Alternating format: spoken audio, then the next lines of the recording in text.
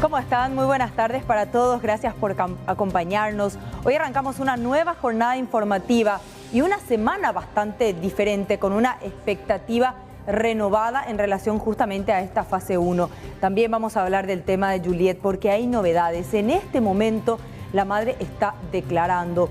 ¿Cuál es la información que se necesita para poder dar con el paradero de esta pequeña? Ojalá pronto las investigaciones lleguen hasta el lugar donde se encuentra la pequeña Juliet. Hablamos de esto, como también de lo que le adelantaba hace instantes. Aníbal, ¿cómo estás? Buenas noches. Hola Mercedes, hola Juan, un saludo a la audiencia. Efectivamente, hoy primer día de la fase 1 de esta llamada cuarentena inteligente. Todos los detalles también hoy en 24 horas.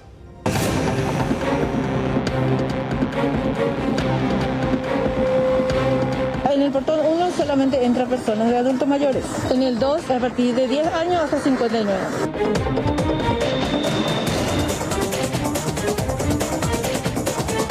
Y nosotros estamos viendo la distancia de 1,5 metros cada uno con todas las medidas de protección. 7 a 15, los sábados de 7 a 10.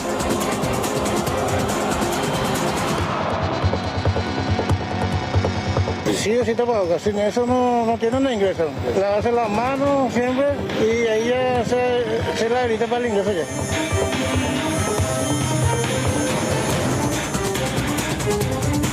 Esta es la entrada que tenemos habilitada, entonces concentramos todos los controles en esta entrada. Temperatura y se higieniza, y ahí pasa ya para abordar el colectivo.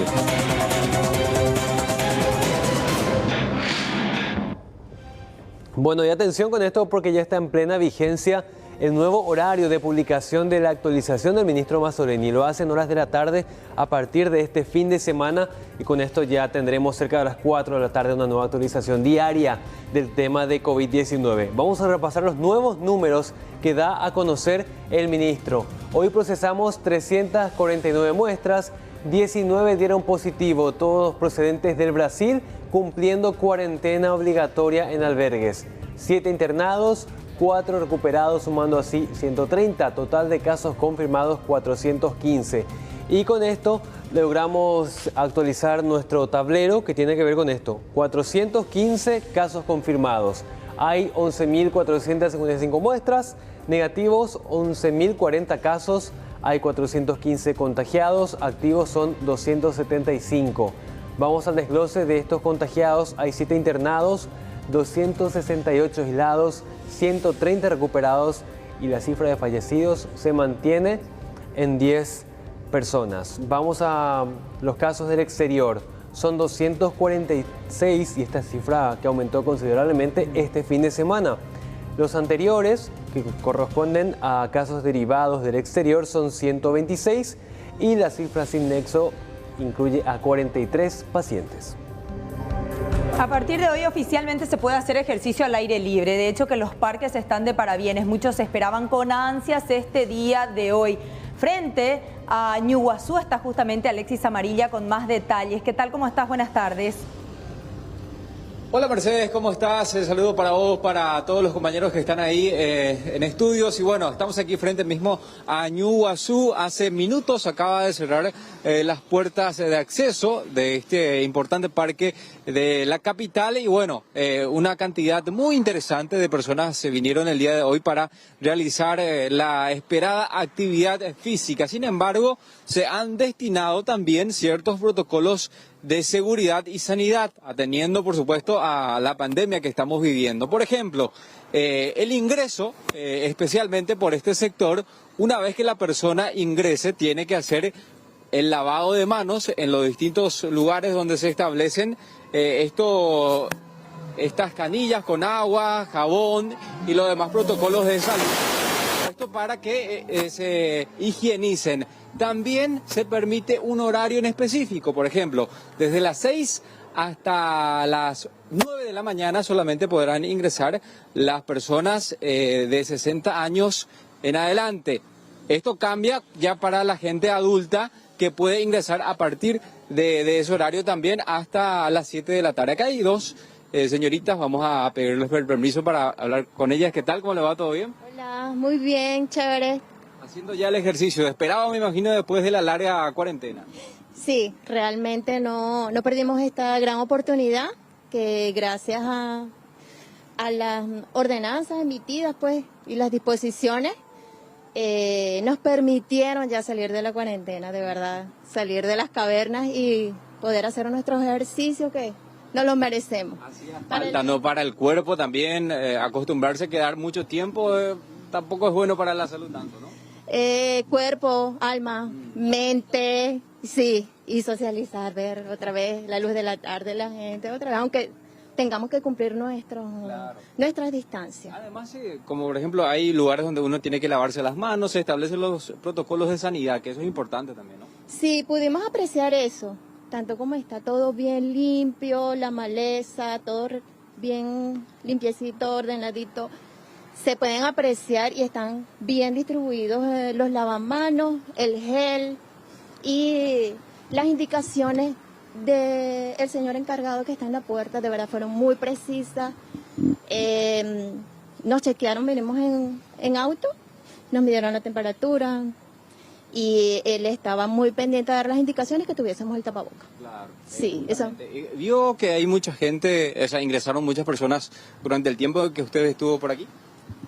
Sí, hace más de una hora sí, ingresaron, sí, bastante, y en el recorrido pudimos apreciar las personas que estaban disfrutando de su recorrido y bien. ¿Va a retornar, me imagino, en los siguientes días? Sí, ya es una rutina que uno va a adquirir y en los siguientes días.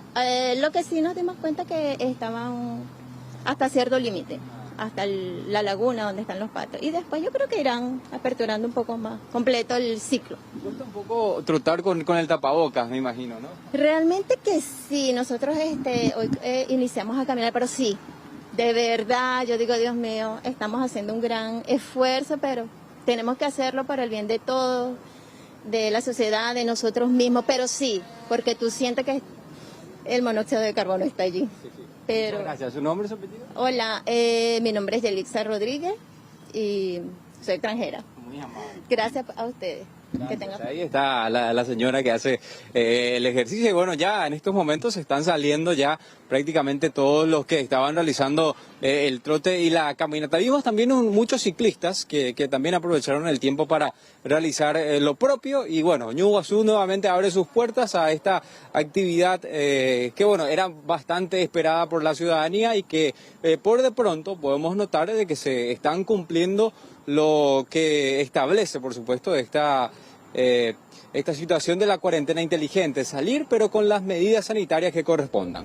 Alexis, ahora y para plantear aquí entre los compañeros también, los vehículos que vemos dentro del Parque Metropolitano y del Parque Ñuguazú, son vehículos de gente que de repente, porque hoy salía un flyer diciendo que solamente iban a tener acceso a aquellas personas de acuerdo a su terminación de chapa iban a ingresar. Hoy lunes impar. Iban a ingresar. Entonces... ¿Cómo se ven ahí las chapas? ¿Son todas impares?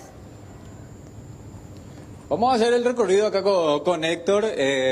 Lo que podemos notar es que aparentemente, acá el oficial también que ellos van saliendo, podemos notar de que sí, ya hay pocos vehículos, pero la mayoría tiene la chapa habilitada para el ingreso. Vamos a ver si es que todos corresponden a esa situación, ¿no? Porque, pero Alexis, siendo sinceros también, Aníbal y compañeros, como que eso de la chapa, atendiendo a la gran cantidad de tráfico que hay, no solamente aquí en la zona de Luque, sino en toda el área central, esa cuestión de la chapa ya un poco lo va flojeando. Bueno, lo que pasa es que lo de las chapas es también exclusivo para los no exceptuados. Y prácticamente con este último decreto hay muchísimos exceptuados. Claro, porque cuando te dicen que a partir, no tiene chapa, por ejemplo. a partir de los 10 años hasta los 59, todos están exceptuados y pueden ir. Claro. Y pueden estacionar adentro por más de que no tengan la terminación. Y claro, y los adultos mayores de 60 años sí están exceptuados, pero tienen una limitante que es el horario. Claro. Y pueden salir todos los días también los mayores de 60 años en ese horario. Eso rige desde hoy. Desde hoy, claro. Bueno, Alexis, estaban ahí unas chicas que estaban haciendo deporte, la caminata, el trote, a ver si podemos acercarnos, a ver qué dicen, ¿no? Porque quedarse hasta las 7, era el ingreso hasta las 5 y bueno, el parque hasta las 7 abierto para dejar salir a la gente todavía. Qué oscura esa parte. Exactamente, ahí todavía hay un muchacho, por ejemplo, que está haciendo todavía payasitos, acá las chicas que se están ya acomodando, me imagino, para retornar a sus hogares. ¿Qué tal? ¿Cómo estamos? ¿Todo bien? ¿Qué tal el ejercicio? Esperado, me imagino, ¿no? Sí, por suerte ya se abrió otra vez. Esperaba mucho esta apertura nuevamente. Sí, ¿Cuánto tiempo hicieron el trote? ¿Cuánto fue? Una hora. Completamente trote, pero aprovechamos lo que se puede, el circuito que se puede usar. ¿Cómo encontraron en Ñuguazú después de este tiempo? Y con las plantas un poquito muertas, ¿verdad? Pero esperábamos demasiado ya que se abra, porque frecuentábamos mucho. Así es. ¿Y notaron que la gente va cumpliendo con esto de usar el tapabocas, cuidarse en la distancia también? Realmente sí, algo que no esperaba demasiado, pero sí. Increíble, y vienen solo de a 2, eso es bueno. Ahora bien, dime, ¿vas a volver a venir ahora que se está habilitando? Ya acostumbrar nuevamente al cuerpo al movimiento continuo, ¿no? Así mismo, igual no dejamos hacer ejercicio en casa, pero extrañamos muchísimo y claro, vamos a empezar a venir de nuevo todos los días. Gracias. Dale. Ahí están las chicas que bueno, ellas ya, por supuesto, ya en instantes retornando a sus hogares, pero hay un par de personas todavía que ya se van dirigiendo a sus vehículos para retornar a casa. Y bueno, la esperada apertura de Ñuguazú, en verdad, mucha gente aguardaba esto y que bueno, esto que se esté cumpliendo al menos un poco lo relacionado a los protocolos que se deben de cumplir a la hora de ingresar a este lugar. Ojalá que esto se mantenga también. El circuito de caminata es allí por la autopista, el circuito que da contra la autopista es de ida, por decirlo de alguna manera. En un solo sentido. En un solo sentido. Entonces Prohibido volvés cruzar. del lado de la autopista Ñuguazú de vuelta. Sí. ¿Verdad? Eso, Prohibido cruzarse. exactamente, prohibido cruzarse.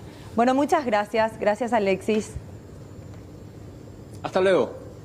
Gracias, Alexis. Bueno, esta mañana temprano nos informábamos acerca de un nuevo procedimiento, de una nueva diligencia en el marco de la desaparición de la pequeña Juliet, desaparición que se produjo el 15 de abril pasado. La novedad era la detención e imputación incluso ya tanto de la mamá como del padrastro de la niña de tan solo 7 años de edad por violación del deber de cuidado y abandono. Las diligencias continuaron durante todo el día y a estas horas en la Fiscalía de Emboscada se encuentran tanto la madre como el padrastro de la niña Juliet. Y ahí está Judy Colexa para darnos más detalles acerca de lo que está pasando ahí. ¿Prestaron o no declaración? ¿Cuál es la novedad, Juliet? Judy, buenas noches. ¿Qué tal, queridos compañeros? ¿Cómo les va? Saludos para la teleaudiencia. Y precisamente por esas imputaciones, en este preciso momento, la pareja que se encargaba del cuidado de la pequeña Juliet, desaparecida desde el pasado 15 de abril, se encuentran aquí, en el interior de una de las oficinas de la Fiscalía Zonal de Emboscada. Y Lorenzo Galeano va a compartir con ustedes un acercamiento de la imagen para que ustedes puedan tener una idea de la conversación, cómo se está dando, al menos los gestos de acá afuera podemos visualizar de la conversación que están teniendo tanto la madre de la pequeña Juliet, estamos hablando de Lilian María Zapata, y su pareja, Reiner Helmut Oberhuber, detenidos durante las últimas horas por disposición del Ministerio Público tras un allanamiento, esto teniendo en cuenta elementos suficientes recabados para el efecto, ya que los agentes fiscales consideran que existieron precisamente indicios suficientes que demostraban que Juliet estaba en un ambiente bajo pocos cuidados, más aún teniendo en cuenta su condición. Recordemos que ella tiene una deficiencia motriz e incluso...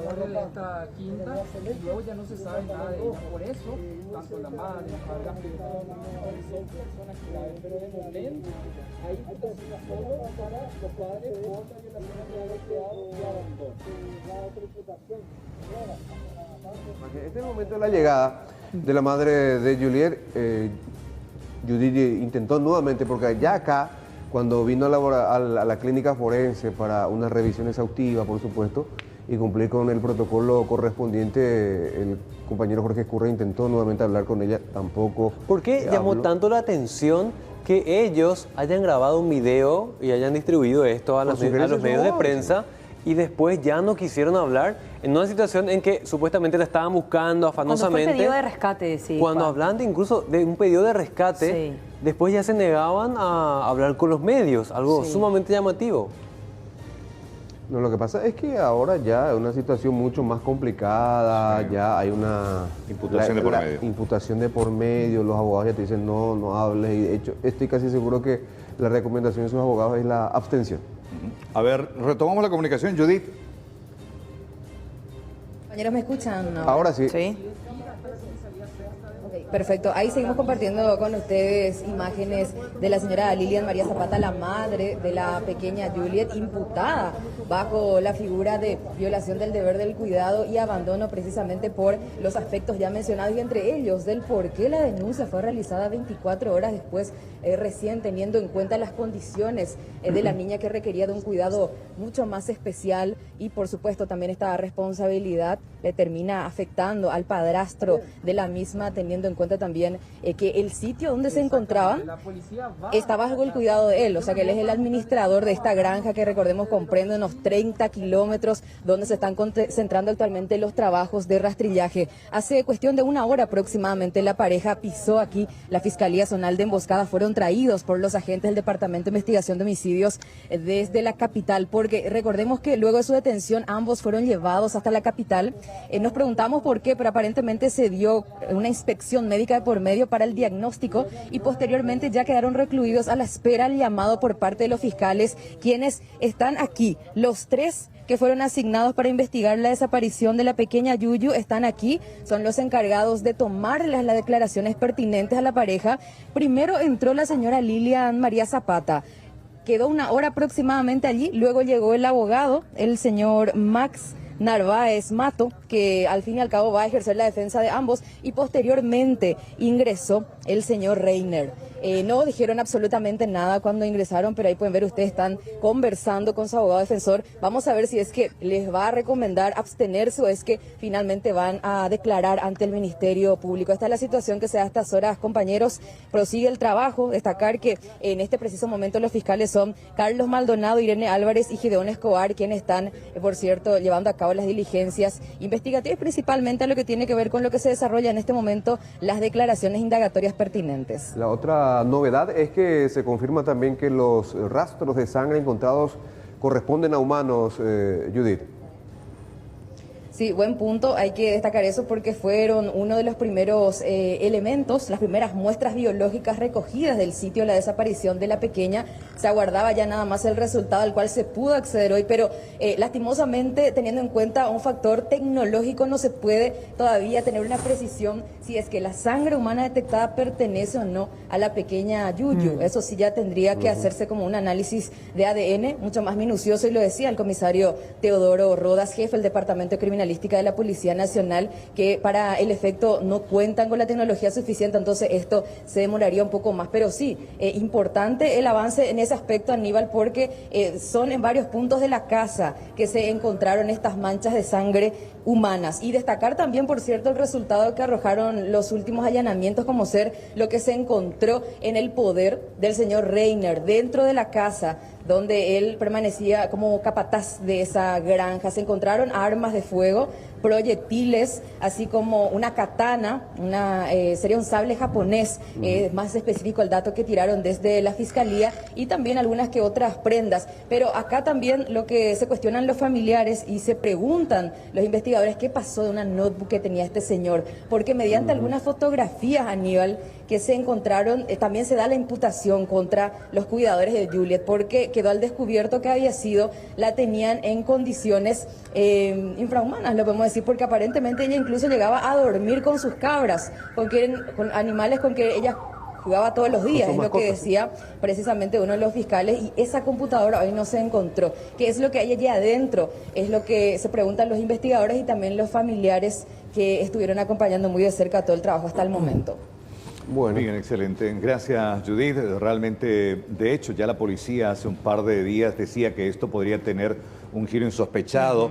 De hecho, lo está teniendo. Hace 2 semanas la familia parecía desesperada, incluso ofreciendo un rescate ante la desaparición de la niña, y hoy están bajo la lupa investigativa de la Fiscalía y de la Policía con estas evidencias que incluso algunos dicen, no descartan incluso poder cambiar la carátula de la imputación ante el avance de la investigación, y ellos presumen que dentro de un par de días más podrían tener ya una sospecha de qué habría pasado con la niña. Datos claves los que aportaron las personas que rodeaban a la pequeña diariamente. Estamos hablando no solamente de quienes se encargaban de su cuidado, sino también de quienes trabajaban en este predio y que sabían cuál era el manejo, no solo del establecimiento, sino también el que tenían los padres con esta niña. Hablaban ellos en un principio de que la pequeña dormía en el suelo con la hermana, detalles realmente que llamaban mucho la atención, como puntualizaba también Judith en relación al trato que tenían hacia su hija e hijastra respectivamente. Bueno, más adelante vamos a ampliar más datos sobre esto. Estamos haciendo un seguimiento muy exhaustivo sobre la investigación del caso Juliet.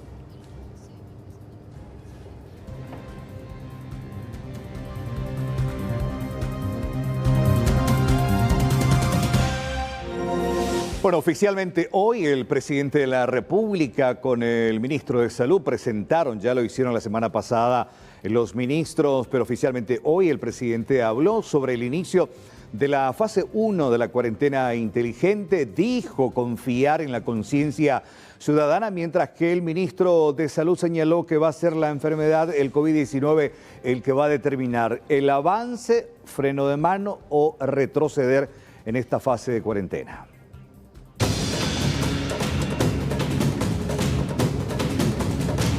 El presidente de la República, Mario Abdo Benítez, se mostró optimista con la fase 1 de la cuarentena inteligente, al tiempo de sostener que todo el esfuerzo realizado en los días de restricciones dará sus frutos durante este nuevo proceso. Las medidas drásticas que se tomaron permitieron iniciar este proceso con relativa calma, lo que no significa un relajamiento, de acuerdo al mandatario. Abdo Benítez pidió mantener la disciplina y el respeto a las medidas sanitarias.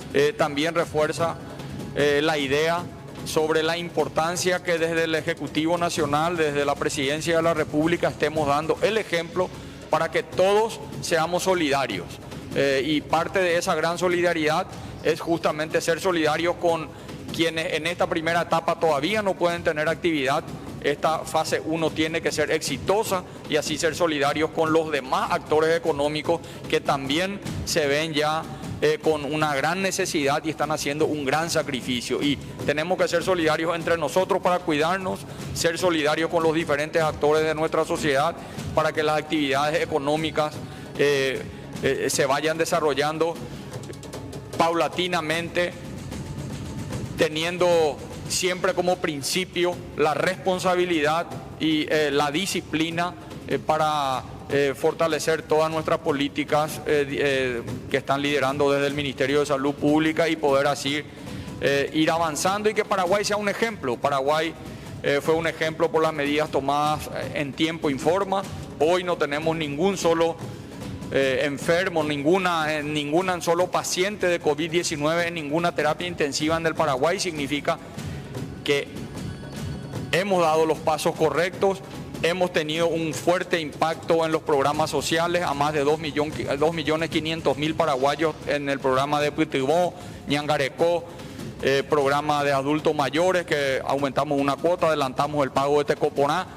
Hemos generado una gran contención social, y también gracias al trabajo de la Secretaría de Emergencia Nacional, de los gobernadores y los intendentes que apoyaron en la distribución de kits de víveres. Lo vamos a seguir haciendo principalmente en los lugares donde las actividades económicas que no todavía se inician pueden generar mayor impacto social. Vamos a seguir trabajando con los gobernadores para tener presencia y contención social en esos sectores más vulnerables de nuestra sociedad. El ministro de Salud, Julio Mazzoleni, sostuvo que si la evaluación no arroja los resultados esperados, necesariamente se activará el freno de mano, es decir, se volverá a la cuarentena total. La necesidad de que realmente todos los paraguayos asumamos nuestra cuota de responsabilidad, de criterio para esta cuarentena inteligente. Como nosotros siempre decimos desde el Ministerio de Salud, en un par de semanas o un poquito más, cuando tengamos que hacer una evaluación de esta primera fase, no va a ser el gobierno nacional el que va a tomarle examen al pueblo paraguayo, sino que va a ser el virus. Es el coronavirus el que va a determinar cómo nos fue y va a determinar si tenemos que poner el freno de mano, podemos seguir para adelante para incorporar a otros compatriotas que también están golpeados desde el punto de vista económico, o incluso tengamos que retroceder. Cuando tenemos un negocio abierto, una fábrica, tampoco es el gobierno nacional el que va a cerrarle la fábrica, o la fiscalía o la policía. Quien va a cerrar la fábrica si no se toman las medidas va a ser el virus una vez más. Entonces tenemos que realmente poner todo de nosotros, y hablamos de cuarentena inteligente primero porque aquí hay que desterrar el concepto de relajación, y también porque esto es dinámico, pueden cambiar las cosas. Entonces no perdamos la oportunidad siempre de salir adelante. El presidente de la República reiteró que el sistema adoptado por Paraguay fue considerado como ejemplo para los demás países de la región. Prueba de ello es que en la actualidad ningún paciente de COVID-19 se encuentra internado en unidades de terapia intensiva. Lo tenemos en comunicación al viceministro de Transporte, don Pedro Brictos. ¿Cómo le va? Muy buenas noches, bienvenido. Muy buenas noches, un saludo Carlos, también ahí a todos los compañeros de estudio. Estamos a las órdenes en un lunes complicado. Sí, bastante complicado porque el primer día de la cuarentena inteligente y aparentemente se desbordó el sistema de transporte, viceministro. Tuvimos los reportes, Carlos, estuvimos trabajando prácticamente de las 4 de la mañana hasta ahora en la oficina, trabajando un poco con todos los compañeros, recibiendo sobre todas las cosas los reportes en relación a la operativa. Efectivamente, hoy a partir de las 6 de la mañana tuvimos inconvenientes en la operativa del transporte. De 4 a 6 de la mañana el desalijo se hizo de una manera rápida, pero a medida que la gente iba tomando el transporte en los horarios más adelante, específicamente de las 6 a las 8 de la mañana, fueron los horarios en donde en realidad pudimos detectar muchos problemas en relación a la cantidad de flota. Tenemos identificado, lo hemos trabajado en el transcurso del día, notificando un poco y hablando con las empresas que están cubriendo esas zonas donde detectamos falencias para poder aumentar la cantidad de flota. En el mismo sentido también, como ustedes pudieron ver en el transcurso del día, tuvimos también mucha irregularidad en relación al cumplimiento de las medidas sanitarias, en relación al exceso de pasajeros. Ya están hasta el momento, porque los fiscalizadores en este mismo momento siguen en las calles.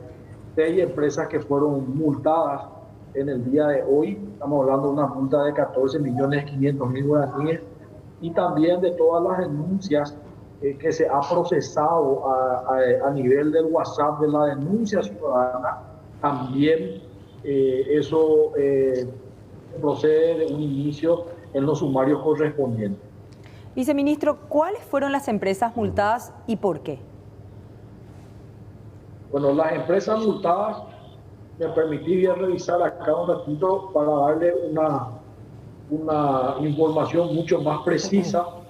Fueron 6 empresas y fueron específicamente por el hecho de exceso de pasajeros. Estamos hablando de la línea 159, de la línea 11 y 101, de la línea 46, de la línea 2 y 7, de la línea 15 y de la línea 47. Todas estas empresas fueron multadas en las barreras que fueron detectadas in situ por aglomeración de pasajeros, por alzar más de lo debido, y también las denuncias, que hoy la tecnología efectivamente es una herramienta que acerca al usuario de transporte para poder hacer sus denuncias con mayor documentación, y en muchos casos en vivo y en directo, como solemos decir. En esos casos se inician los procesos de sumario correspondientes para estipular la multa a ser aplicada a la empresa de transporte. Viceministro, sabemos que es una realidad el tema de que la gente necesita volver al trabajo, y en ese sentido, ¿se planea pedir o exigir a Cetrapan que ponga la cantidad de buses necesarios en las calles para evitar que los pocos buses que circulan estén llenos? Estamos hablando, tenemos que también mencionar, la gente relaciona mucho Cetrapan, pero en realidad existen 3 gremios de transporte en el área metropolitana. Con los 3 gremios tuvimos hoy y en realidad también que en la semana en una comunicación muy fluida de poder proyectar un poco la operativa de transporte. Hoy, así como mencionaba en otros medios, en realidad ustedes me preguntan del 100% qué porcentaje cumplió con la frecuencia establecida y qué porcentaje no cumplió. Hay que decirlo sinceramente, hoy 75% de las empresas cumplieron con las medidas sanitarias, por lo menos la barrera que nosotros controlamos, y hubo un 25% que han incumplido, ¿verdad? En la frecuencia. Hay una situación muy particular que eso se puede detectar y ustedes están siempre también con sus reporteros en las calles. Situaciones como que pasa, especialmente en las horas pico, colectivos de una misma línea, de una misma empresa, una tras otra, en una frecuencia de 2 a 3 minutos, porque son los horarios donde se quita la mayor cantidad de buses. Lo que pasa es que hoy, con la limitación de pasajeros, en los principales corredores ya pasan llenos. Cuando pasan 2 o 3, el problema radica en la espera del siguiente, ¿verdad? Teniendo en cuenta hoy las medidas sanitarias, que efectivamente es el principal, hoy la principal situación que hace de que toda esta situación sea sumamente compleja, ¿verdad? Y hablando un poco también del sector de transporte en general, porque nosotros muchas veces relacionamos solamente el sector de transporte del área metropolitana. Hoy el sector de transporte también a nivel del interior estamos con un problema. Hay una incidencia en la crisis que provocó el COVID, que tampoco el sector de transporte no escapa. En el caso del área interior, ya van casi un mes que el Estado le prohibió por restricciones, por medidas sanitarias, circular. Y al no tener una operación, al no vender siquiera un boleto, ni siquiera hacer las encomiendas como se solían hacer, clausurando las agencias que tienen, el sector del transporte hoy está también afectado de cierta manera por esta crisis, ¿verdad? Y el área metropolitana, al hacer esta limitación, también nos encontramos. Lo ideal acá es buscar un punto de equilibrio, es lo que estamos tratando de hacer, ajustando un poco y detectando un poco los corredores. Creo que el día 1 siempre es un día complicado.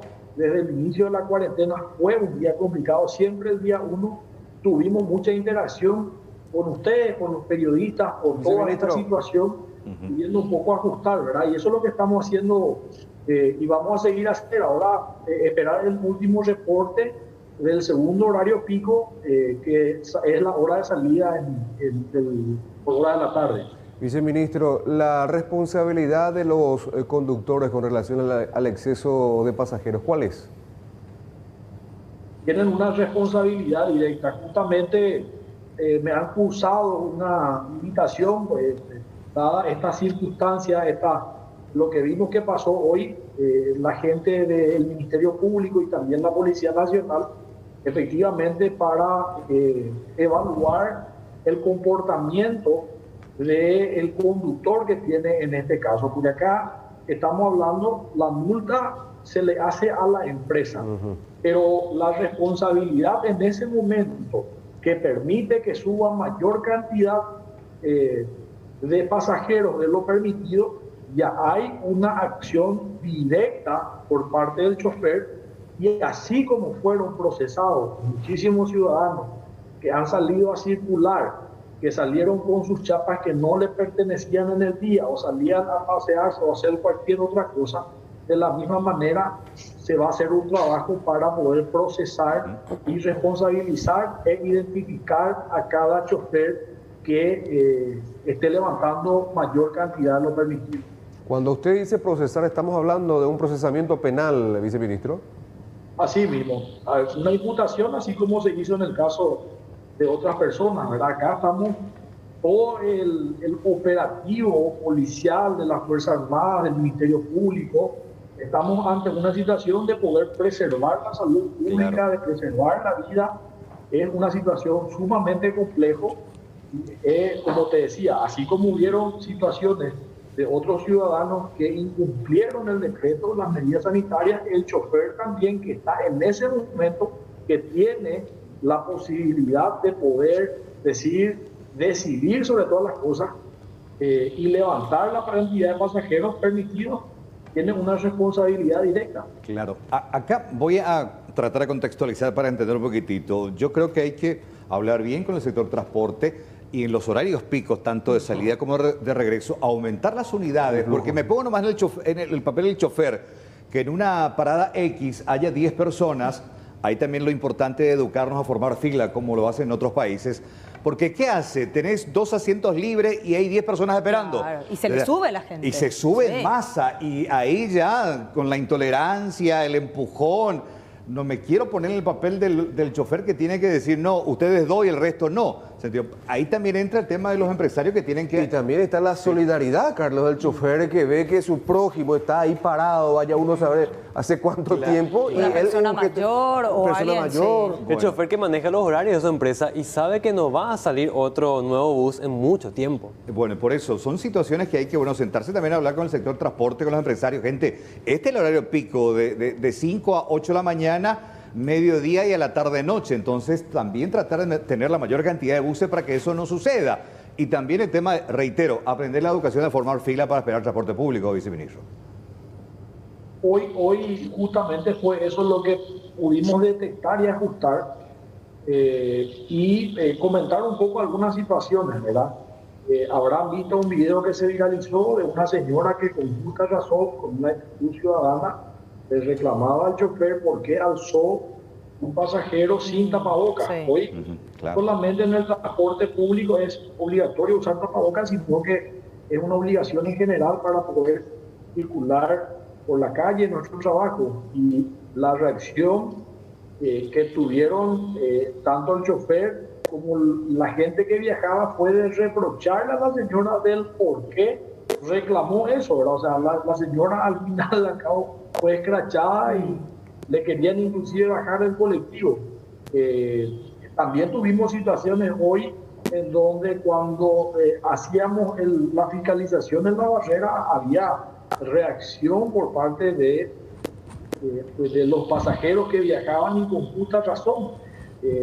Estamos en una situación súper delicada y es tan compleja reprocharle al pobre trabajador que tiene que llegar ahora a su trabajo, que vuelva a trabajar, que vuelva a tener la posibilidad de ganar su platita para poder mantener a la familia, cumplir con sus obligaciones, ¿verdad? Y efectivamente es una situación sumamente compleja, ¿verdad? Hoy realizadores que casi fueron agredidos verbalmente, o sea, es un momento complicado, es una situación sumamente compleja que de hecho desde el primer día hemos dimensionado y siempre supimos que iba a ser difícil con el tema de la limitación de los pasajeros. Es sumamente complicado esa movilidad ciudadana y hoy también es un análisis que me gustaría hacer contigo porque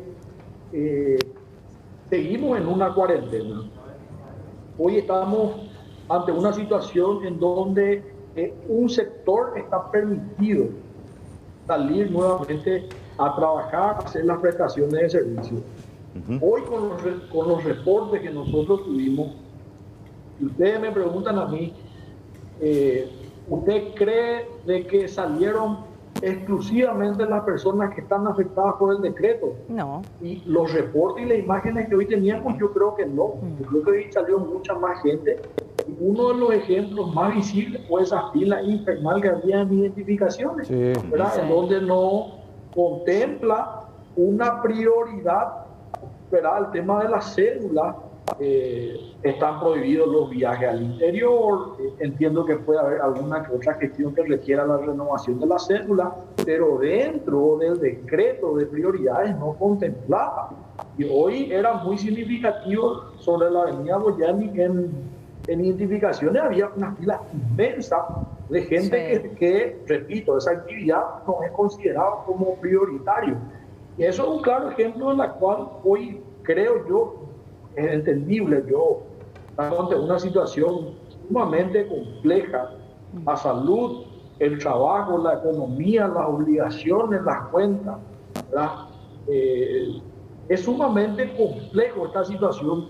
Por eso es que apelar y seguir insistiendo que es la herramienta más fuerte que tenemos desde el gobierno, ustedes como lo vienen haciendo desde el sector de la prensa, de tomar conciencia, ¿verdad? Si no tomamos conciencia, si la cuarentena no lo aplicamos inteligentemente como fue el mensaje y como indican las normativas y las indicaciones, entonces estamos ante la antesala nuevamente de volver a una cuarentena total. Sí, lo que no queremos, ¿verdad, viceministro? De nosotros depende, sí.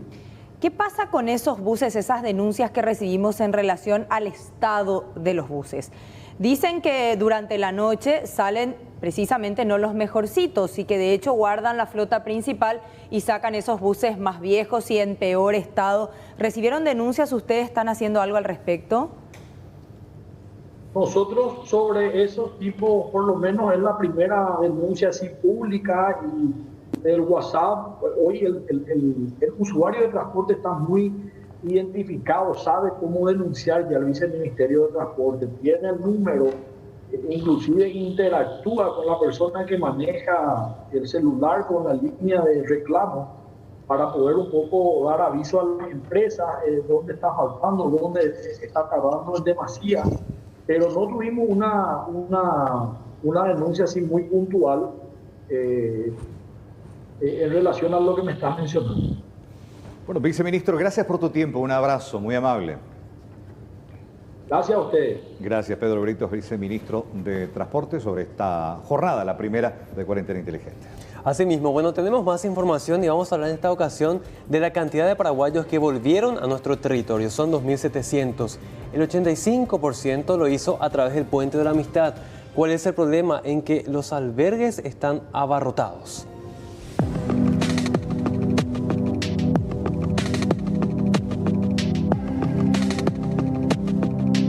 Desde el cierre de las fronteras hasta la fecha, 2.700 connacionales ingresaron al país de manera excepcional.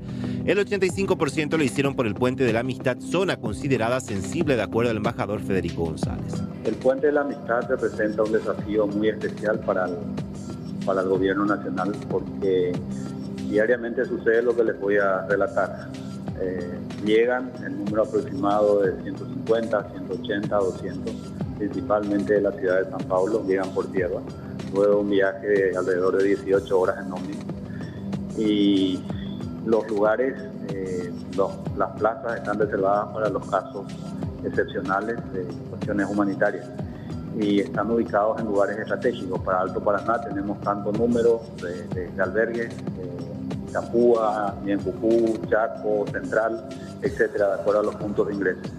Esos lugares son superados ya ampliamente por la cantidad de gente que llega a través del puente. El 85% de nuestros connacionales, de ese total de 2.700, ingresó por el Puente de la Amistad. En horas de la madrugada son ubicados en diferentes albergues, pero ni bien amanece aparece un nuevo grupo.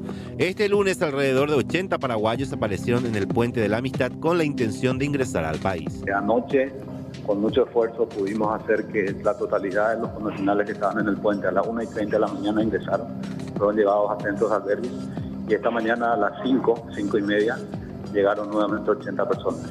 Esa es nuestra tarea diaria y es una lucha y un desafío permanente. La principal dificultad se presenta actualmente con la falta de espacios en albergues. En algunos casos la cuarentena es prolongada cuando se detectan casos positivos. Otra dificultad guarda relación con la oposición de los pobladores de varias ciudades donde son destinados sus compatriotas para permanecer en aislamiento. Recordarán ustedes que hace como 3 semanas se había informado oficialmente que se disponía de 2.000 plazas, 2.000 espacios. Yo les señalé hace un rato que ya el número de compatriotas que ha ingresado es de 2.700. Así que ese número ya en un tiempo fue superado. Estamos buscando y negociando conseguir otros espacios, otros lugares, pero no es fácil, lógicamente, porque no es solamente la cama o el espacio, sino todo un desafío logístico también en cuanto a alimentación, traslado, transporte. Son 15 días de cuarentena que pueden extenderse si alguno de ellos da positivo al test. Entonces es realmente un desafío muy grande que se está emprendiendo y llevando adelante. Pero en cuanto a la pregunta concreta, las plazas fueron superadas ya hace tiempo. De los 2.700 paraguayos que ingresaron al país, solo 80 dieron positivos, de acuerdo al embajador González. Muy bien, vamos a hablar ahora de oportunidades, porque en momentos difíciles hay que buscar una salida, y de hecho que una muy buena presenta el Banco Sudameris. Está en comunicación con nosotros justamente uno de los representantes de esta propuesta tan interesante, Eduardo Morán, el gerente de división de bancas de personas y pymes. ¿Cuál es la opción que presenta el banco? Porque la necesidad es mucha, sobre todo para las personas y pequeños empresarios. Don Eduardo, ¿cómo está? Muy buenas noches. ¿Qué tal? Buenas noches, ¿cómo te va? Don Eduardo, ¿cuál es la oferta principal que tiene mayor demanda en este momento presentada por el banco? Nosotros lanzamos recientemente una campaña que llamamos Te Ayudamos, donde básicamente lo que estamos ofreciéndole a los profesionales, MIPYMES y pymes de todo el país, un préstamo con condiciones especiales. Especiales por varios motivos. Primero, porque está con garantía de FOGAPI. Segundo, por la tasa, que es una tasa de 8,5%, que además tiene un periodo de gracia interesante de 6 meses, con lo cual las personas pueden empezar a pagar recién a partir del 7º mes, y que además este préstamo se puede pagar en hasta 36 cuotas. O sea, a partir del 7º mes, hasta 36. Creemos que es un préstamo realmente muy interesante. Habitualmente, don Eduardo, a veces el cuello de botella cuando uno como pequeña empresa pretende obtener un préstamo tiene que ver con la documentación. En ese sentido, se flexibiliza, y si algún cliente está interesado, ¿qué precisa presentar al banco? El proceso para pedir este préstamo realmente inicialmente es muy sencillo. Hay que ingresar en la página del banco, en este caso sudameris.com.py, completar un formulario digital. Inclusive si quisieran hasta podrían enviar documentación escaneada para hacer un primer análisis. Y este análisis, como decís vos, tratamos de que sea sencillo, rápido y ágil para poder dar una respuesta rápida al cliente.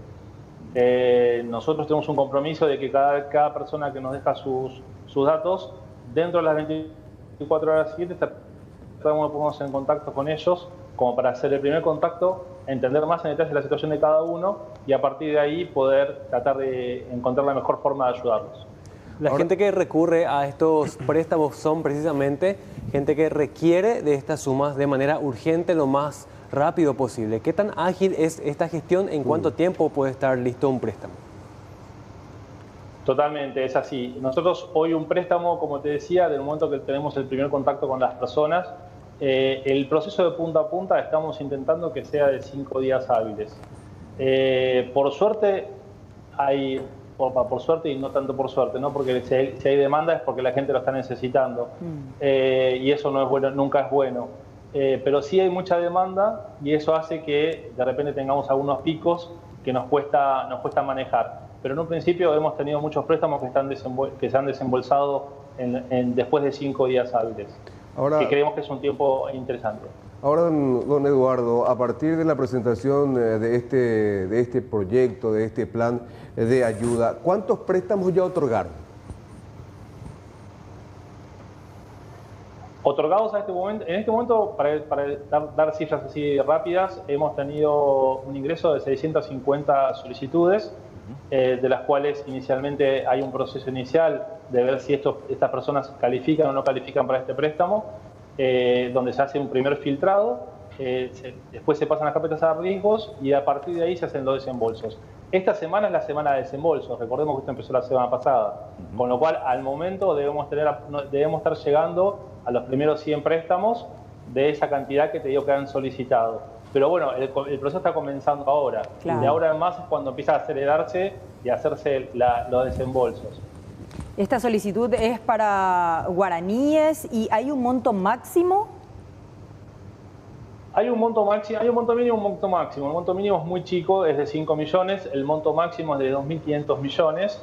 Acá lo importante, más allá de estos mínimos y máximos, es entender que lo que se analiza de cada profesional, de cada empresa, es cómo estaban con sus ingresos al momento de que todo esto comenzó. Por eso yo mencionaba antes a FOGAPI, que es parte de quien también pone sus condiciones, sus requisitos.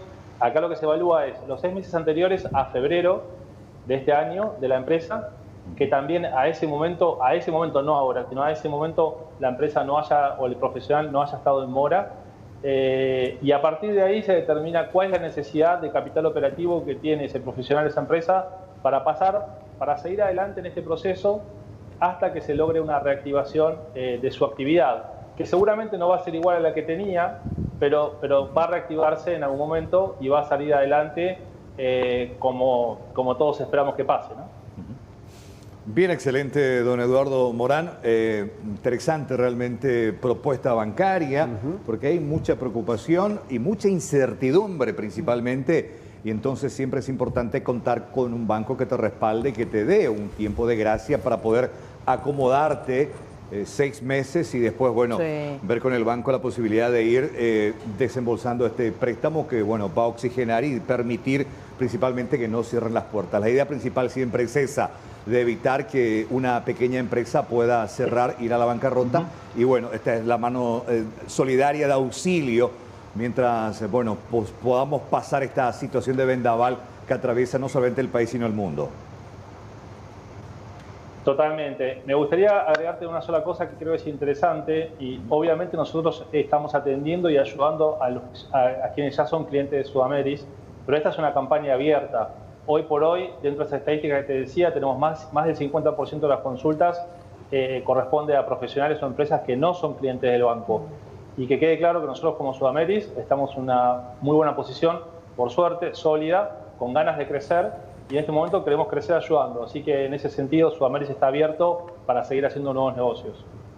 Muchas gracias, Eduardo Morán, gerente de División Banca de Personas y Pymes, con esta propuesta del Banco Sudameris. Un abrazo, buenas noches. Muchas gracias a ustedes, hasta luego. Bueno, hacemos una breve pausa. Exactamente. A la vuelta compartimos más información. Ya volvemos.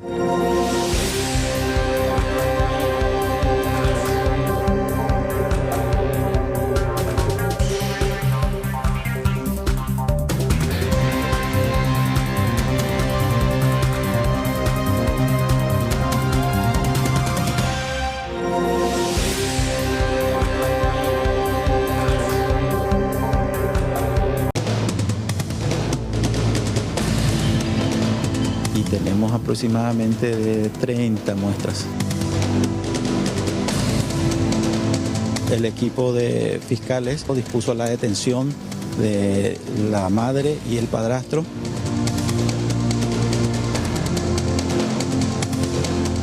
Se levantó de la parte de la estructura anterior izquierdo en esta zona. Bueno, este lunes es nuestro primer día de prueba. Estamos a prueba, pero no con el gobierno, sino con el COVID, decía el propio ministro. Queremos saber la opinión de la gente acerca de este comportamiento que tuvo precisamente la ciudadanía este lunes 4 de mayo, día de inicio de la cuarentena inteligente. Ojalá la cumplamos todos a cabalidad para poder adelantarnos a la siguiente fase. Y queremos que ingresen a votaparaguay.com para dejarnos su opinión acerca de esta pregunta bastante sencilla que les hacemos. ¿Qué opina de la reacción ciudadana ante la cuarentena inteligente? Y les damos 3 opciones. En primer lugar, ¿existe colaboración? En segundo lugar, no se cumple la cuarentena. Y en tercer lugar, controles deben mejorar para que mejore también el comportamiento ciudadano. Pueden ingresar ahora a votaparaguay.com y dejarnos su voto, su opinión a través del sistema de votación. Mientras tanto, les contamos el intenso movimiento que se dio hoy en las calles, en los parques y también en tribunales en la aplicación de este primer día. Tránsito embotellado en algunas zonas, largas filas en varias instituciones del Estado, buses llenos de pasajeros y mucha gente retomando sus actividades físicas marcaron el primer día de la fase 1 de la llamada cuarentena inteligente. En el departamento de identificaciones se observaron interminables filas de personas para tramitar o retirar cédulas, además de gestionar el antecedente policial. Se ve cómo la gente están viniendo por No sé si hay inconsciencia o no, ¿verdad? Pero ustedes ven y nosotros estamos viendo la distancia de 1,5 metros cada uno con todas las medidas de protección. ¿Cuáles son los puntos que tienen en cuenta para determinar si es o no de carácter urgente, comisario, a la hora de realizar? Y ese es un poco difícil porque la mayoría ya vienen para cobrar algunos beneficios del Estado y otros. Los encargados de identificaciones aclararon que no serán expedidos ni entregados pasaportes. El Poder Judicial fue otra institución donde las actividades se retomaron parcialmente, aunque aún así se vieron largas filas de personas ingresando a los tribunales. Otra larga fila de personas pudo verse en la vía pública aguardando el momento de ingresar a la sede de los registros públicos, al igual que en el registro del automotor. ¿Esperaste mucho que se abra por fin las oficinas para poder hacer el trámite o...? Sí, se espera mucho. ¿Sí? Sí. Ok, y se están respetando la distancia. ¿Qué le dijeron a ustedes acá? Que tenemos que respetar la distancia. Siempre mantener la distancia 2 metros, es la distancia primordial, como todos sabemos eso. Exacto. Hay que tener tapabocas, sí o sí. Sí o sí tapabocas, sin eso no tienen ni ingresan. Personas aglomeradas en las paradas de buses debido a las reguladas de las empresas del transporte público y ómnibus que incumplieron la disposición de no llevar más de 10 pasajeros parados fueron otra constante en este primer día de la cuarentena inteligente. Las actividades también se retomaron en los parques Ñuguazú y el Metropolitano, donde los ingresantes son sometidos al control de temperatura, al obligatorio lavado de manos y a la circulación en un solo sentido. A partir de las 6 de la mañana. 6 de la mañana. Acá en el parque Ñuguazú. A partir de las 5 en el Metropolitano. Sí. Acá en el portón 1 solamente entran personas de adultos mayores. En el 2, que está enfrente de la Fuerza Aérea, a partir de 10 años hasta 59. ¿Y los horarios se mantienen como se estaba diciendo a las 9 de la...? Sí, de 6 a 9. O sea, ¿sería 8 para los...? Sí, sí. ¿Y después para el resto? Sí, y después para el resto hasta las 7 de la tarde. ¿Hasta las 7 de la tarde? Sí. Que tomamos la temperatura, pasa, se lava la mano y hace el circuito. El inicio de la segunda fase de la cuarentena inteligente está fijado para el próximo 25 de mayo, siempre y cuando no se disparen los números de internados en los hospitales a causa del COVID-19.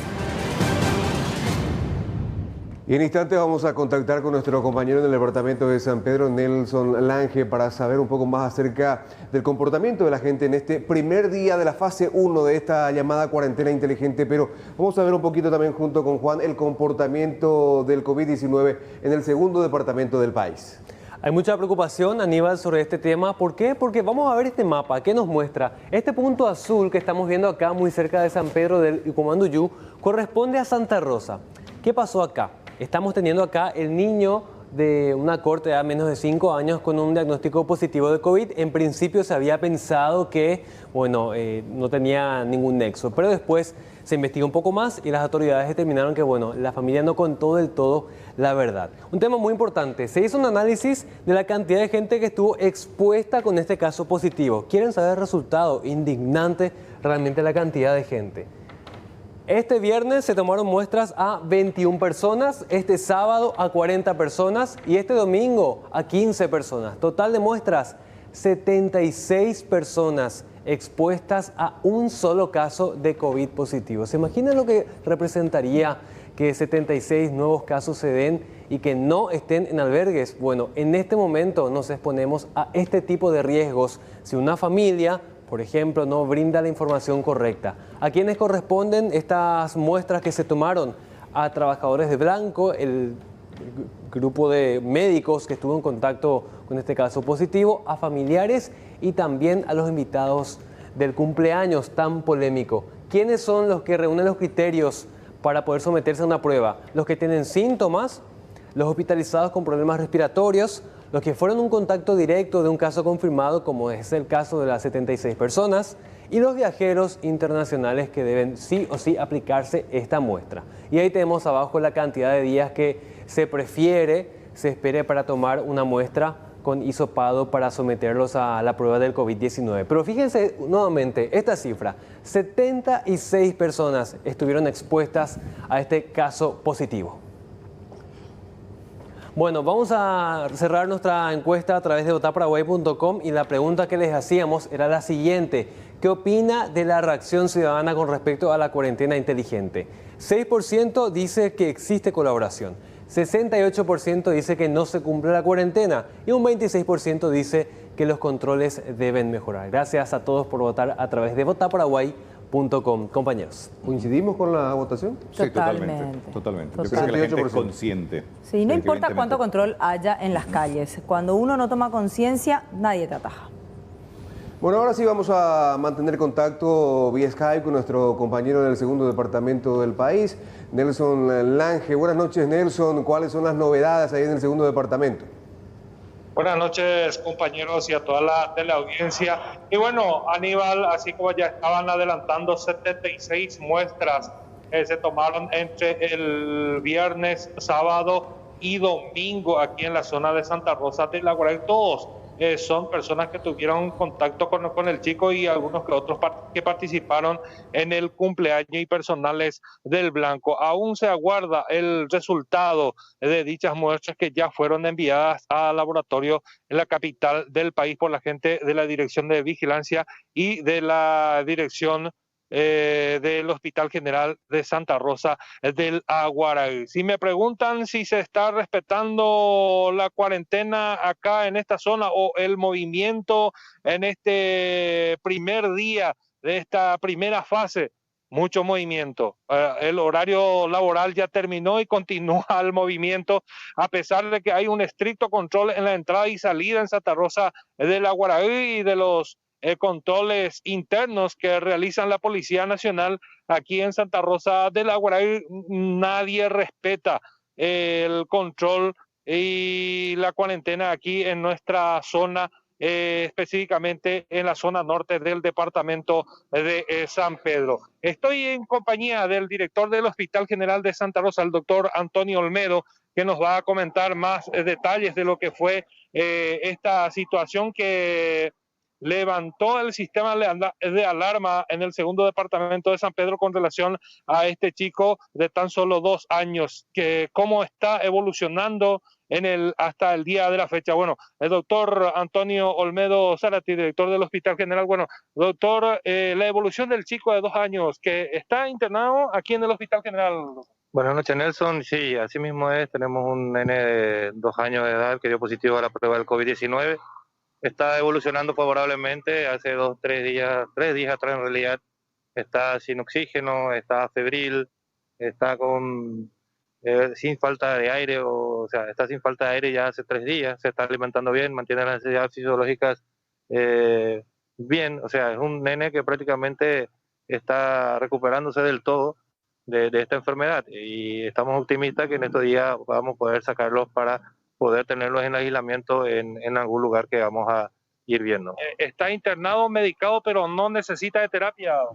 Correcto, está con la medicación prácticamente todavía oral, y algunas que otras le damos los puffs de salbutamol y budesonida para que le ayude también a tener la broncodilatación necesaria, porque es un paciente que tiene un síndrome bloqueado obstructivo que ya era de antes, así que ese también tenemos que tener en cuenta, esa patología, no solamente el COVID. Entonces recibe toda la medicación prácticamente todavía oral y está estable, está mejorando, prácticamente es una criatura que ya está totalmente recuperada. Doctor, ¿quién le cuida al chico? ¿Está su papá, su mamá? Están los padres con él en una sala de aislamiento, los 3, después el personal de Blanco, la parte de licenciatura de enfermería, también los médicos que se pasan visitar 1 o 2 veces al día también pasan a verlo, porque tenemos que pasar reporte también del estado de este niño a nuestros superiores.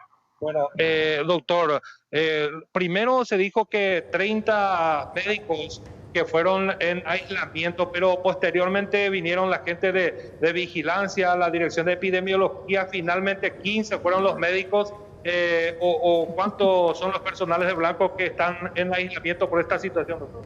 En realidad, en total de personal de Blanco, ya contando médicos y enfermeros, personal de limpieza, etcétera, en total fueron 15. Lo que vigilancia sanitaria, dispuso que se le toman las muestras que estén en el aislamiento, ¿verdad? El resto del personal no ameritaba estar en aislamiento, pues entonces este personal en este momento están en aislamiento.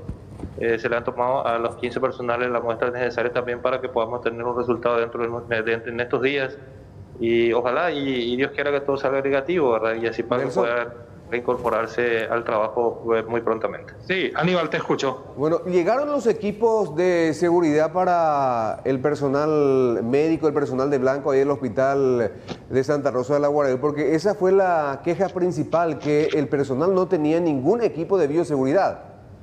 Bueno, te doy retorno al doctor Antonio Olmedo. El doctor Antonio Olmedo ya te escucha, ya tiene retorno, Aníbal. Doctor, ¿cómo le va? Buenas noches, gracias por atendernos. Bueno, díganos, ¿llegaron los equipos tan ansiados, equipos de bioseguridad para todo su personal? Porque la semana pasada cuando conversábamos incluso con otras personas referentes también en la comunidad nos decían que ustedes están carentes de esos equipos. Aníbal, muy buenas noches para vos, a tu audiencia también. Y sí, tenemos los equipamientos necesarios de bioseguridad.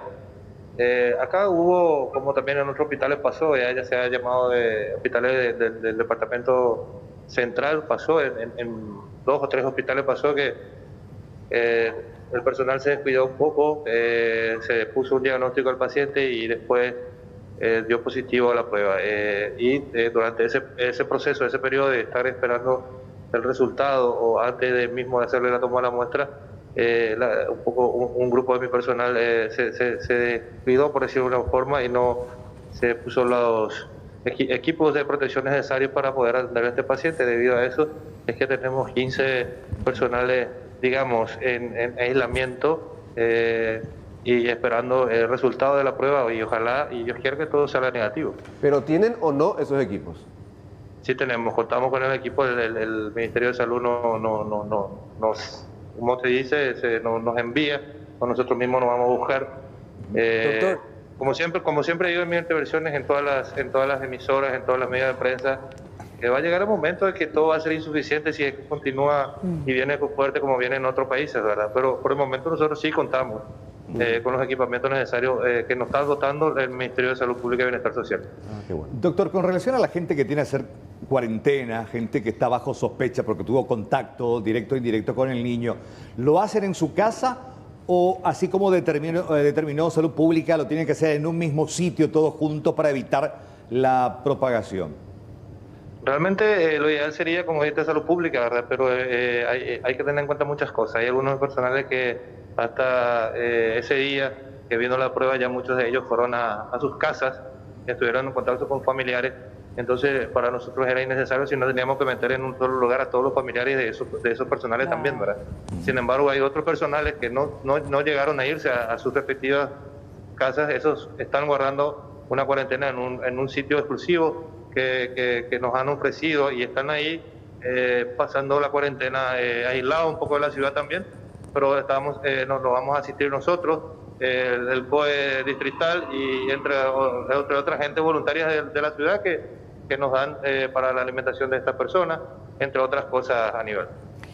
Se hablaba hace poco, la semana pasada, cuando se descubría el caso de este pequeño, sobre una propiedad específica. No sé si la Secretaría de Emergencia Nacional o alguien tenía que autorizar para que sea utilizado como un lugar de albergue. Bueno, en su momento todo fue realmente bastante engañoso porque la información sobre el paradero del niño no era finalmente certera.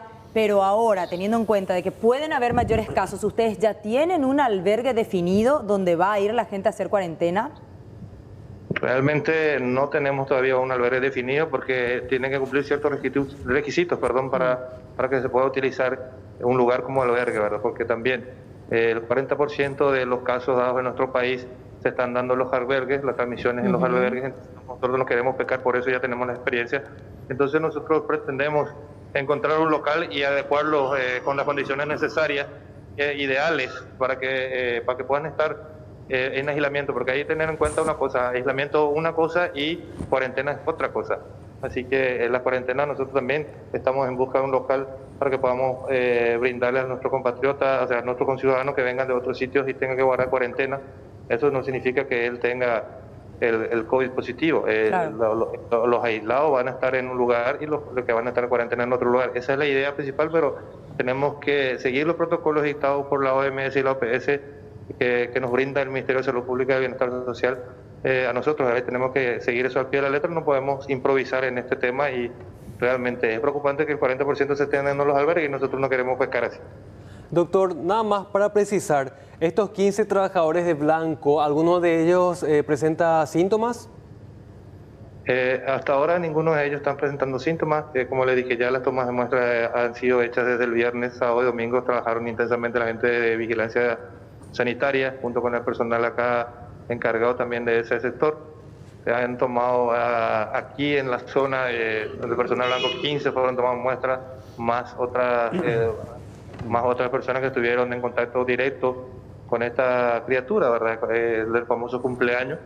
En total fueron tomados 73 muestras en Santa Rosa y alrededores y 3 otras en la capital del país.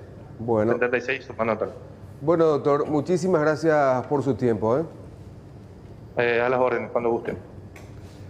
Gracias, Nelson Lange, nuestro compañero corresponsal, nuestro colega periodista allá en la zona del departamento de San Pedro. Gracias, sí. Nelson. Muchas gracias, Nelson. Bueno, hasta luego. Hasta luego, gracias, Nelson. Gracias, noticia doctor. de último momento en el este del país. Exactamente, y tiene que ver justamente con estas personas que aparentemente naufragaron. Está Rodrigo Mancuello con más detalles desde el este. Adelante, ¿qué es lo que pasó? Contanos.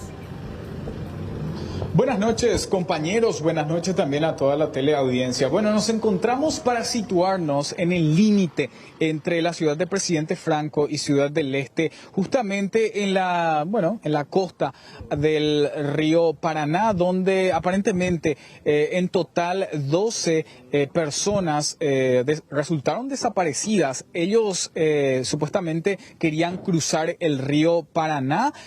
Uno de ellos resultó también, se salvó en este caso, pero para más detalles le tenemos justamente al comisario a cargo que, va a darnos algún tipo de detalles con relación a esto. Comisario principal Antonio Huerta, muy buenas noches. Estamos en vivo para SNT. Más o menos, ¿qué se tiene hasta el momento los detalles con relación a este caso? Bueno, de acuerdo a la manifestación que nosotros recibimos de la persona que sobrevivió en aguas del río Paraná, esta persona manifestó que ellos estaban en una embarcación precaria, o sea, una embarcación normal, de más o menos una cantidad de 12 personas totalmente, y ellos estaban pasando desde en la costa brasileña hasta la costa paraguaya. En un momento dado fueron interceptados por la Policía Federal brasilera, donde se acercó la embarcación de la Policía Federal a la embarcación de ellos, y en ese interín prácticamente en la embarcación por la excesiva cantidad que estaba llevando, entonces se volcó, ¿verdad? Ahí más o menos ellos empezaron a desaparecer, o sea, él no da fin ni puede dar fin de que los otros compañeros, qué pasó con los otros compañeros, ¿verdad?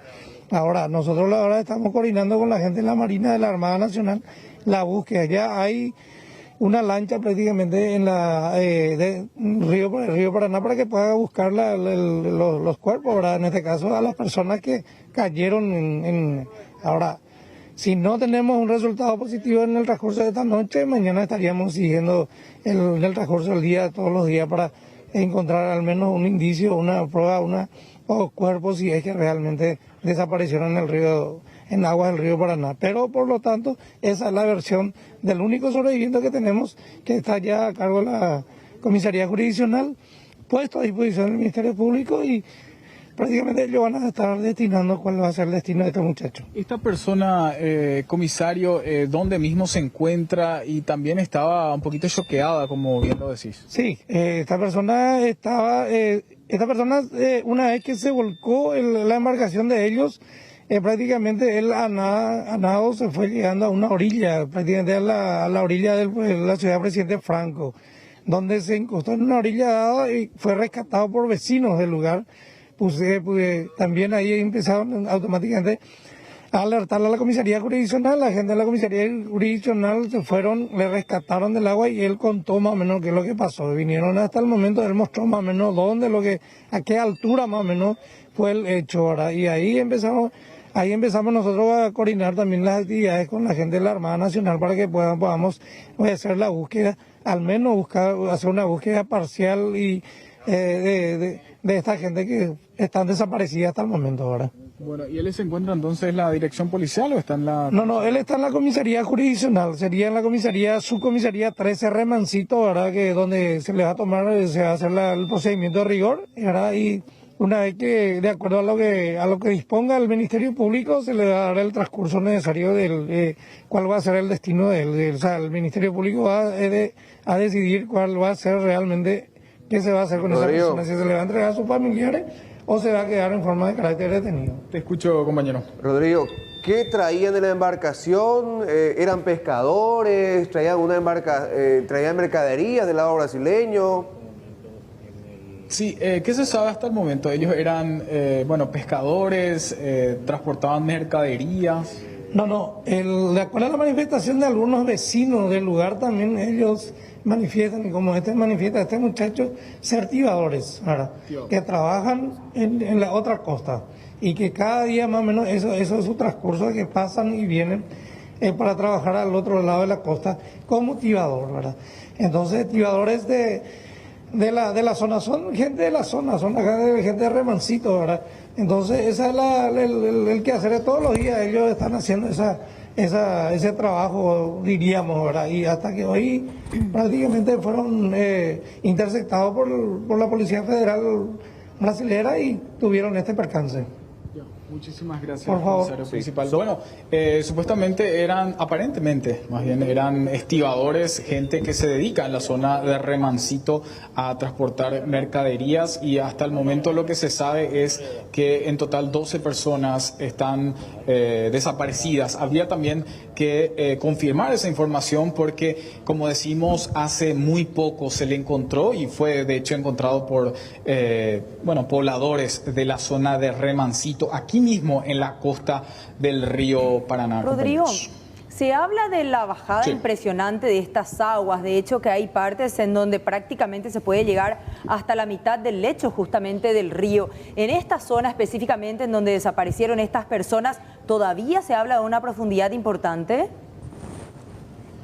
Bueno, de hecho que hubo una bajada importante hace unas semanas, después como que comenzó a subir otra vez el río Paraná, compañeros, pero claro, hay gente que se arriesga mucho, intenta cruzar, en este caso en una embarcación, quisieron hacerlo y como dijo el comisario, esto fue visto por personal del territorio brasileño. Y según lo que se sabe hasta el momento, volcó esta embarcación y desaparecieron. Pero todavía el río Paraná continúa con su cauce extraordinario, podemos decir, porque sí que la bajada es importante todavía aquí en el río Paraná. Es importante la bajante, pero no deja de ser caudaloso el Paraná. Y peligroso, sí. Y sobre todo que en horas de la noche se utilizan los tramos para cruzar el contrabando aparentemente. Y estas imágenes corresponden a un sobrevuelo realizado esta mañana por el equipo de C9N ahí en Alto Paraná, y estamos viendo ahí impresionante, algunos tramos se podría pasar prácticamente caminando, ¿no? Pero bueno, los contrabandistas seguramente conocen a profundidad estos tramos, entonces aprovecharon la noche para intentar cruzar. Igual se habla no solamente de contrabandear mercadería, en este momento hay mucho dinero de por medio en el momento de cruzar personas, desde una costa hasta la otra. Claro, ¿verdad? porque si no se puede utilizar el puente y hay que ir a trabajar de uno del otro lado, entonces la gente se agencia para cruzar el río y cumplir con el trabajo, ¿no? Sí, el cierre de frontera. Sí. Y no solamente pone en peligro su vida, el ejemplo de lo que pasó esta noche, sino también la vida del resto al cruzar del otro lado de la frontera, contactar con brasileños, pues volver a cruzar en forma clandestina y uno no puede saber si trae o no consigo el virus, tomando como referencia de Fuego Azul un foco de infestación. Sí, señor. Bueno, la búsqueda entonces en un rato más ya se suspende y va a continuar mañana. Rodrigo, por último, para cerrar. Asimismo, bueno, la búsqueda hasta el momento está siendo intensa por parte del personal de la Marina. Ellos también tienen un protocolo de búsqueda y, como dijo bien el comisario principal, van a retomar el día de mañana y bueno, también tomar la declaración de esta persona que aparentemente sobrevivió para contar y para que esto también se sepa, compañeros. Bien, excelente, Rodrigo. Buenas noches, gracias por este reporte. Hasta cualquier momento, compañeros. Bueno, en la siguiente historia que les voy a comentar, cómo a veces, no a todos, pero cómo a veces en una historia uno puede convertirse fácilmente de héroe a villano. Tiene que ver con un grupo pequeño, Pero bueno, lamentablemente ocurrió esto con médicos del Hospital de Clínicas entre la noche de ayer, esta madrugada. Este grupo fue sorprendido en pleno, estamos hablando del Hospital de Clínicas, allá en la terraza, en una ronda de tragos, ¿no? Con la bata, con muy buena música, por lo menos tenían buen gusto en ese sentido. Pacientes y familiares no podían dormir durante la madrugada justamente por la música muy fuerte, el griterío, el festejo. Tomaron el teléfono celular. Estamos hablando de gente que está con paciente en terapia intensiva. O sea, ellos están de turno. No sabemos si están de salida o de entrada. Era un momento de descanso y era un espacio de descanso según le dijeron a la propia señora que había grabado el video. Bueno, me quiero imaginar pero eso no habilita el consumo de bebidas alcohólicas porque termina el descanso y tiene que venir a ponerte una vía. Claro. Sí, pero aunque hayan estado ya en su hora libre, que ya estén de salida, no puede estar ingiriendo bebidas alcohólicas en un hospital. Y peor aún, si estaban de salida, a no ser que hayan ido en Uber, tomaron su vehículo y con alcohol encima manejaron hasta su residencia, con el cansancio que significa una guardia. Bueno, esta es la crónica que hace referencia a estos médicos del Hospital de Clínicas. Que pagamos millones para estar acá. Nosotros somos familiares de enfermos que pagamos millones. Y millones pagamos para estar acá. Millones pagamos, millones pagamos. Nosotros no pagamos estudios, no pagamos farmacia, no pagamos farmacia, estudios, ¿no? Claro que pagamos, ustedes piden y nosotros le compramos.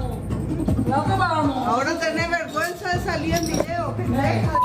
Y ustedes dicen que tenemos que cuidarnos, tenemos que cuidarnos, ustedes dicen que tenemos que cuidarnos. Después dicen que nuestros pacientes no tienen más remedio. No. ¿Sí? Con las batas puestas, sin tapabocas y en lo que sería una ronda de tragos, fueron sorprendidos unos doctores que aprovecharon las instalaciones del Hospital de Clínicas para armar una fiestita. Según familiares de pacientes, durante la madrugada se oían gritos y música, por lo que fueron a revisar y grande fue la sorpresa. Silla rota, ¿eh? Sí, no, po. Qué bárbaro. Full farra. Mira, po. Mira, po. Hijo de... Sí.